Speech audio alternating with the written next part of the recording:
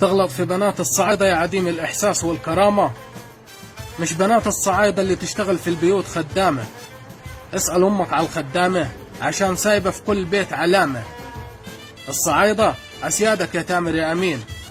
الصعايدة في كل العالم يا ولدي معروفين، أبا عن جد، ولاد أصول محترمين.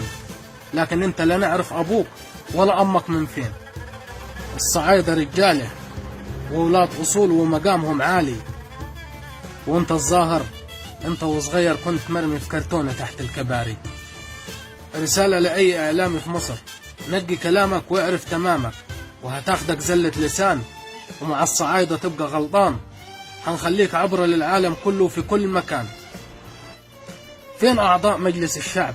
خلي ليكم دور واحد بس فعال، وشوفوا الكلام اللي على الصعايدة بيتقال. ولا انتوا نجحتوا خدتوا الكراسي واحنا بقينا صفر على الشمال؟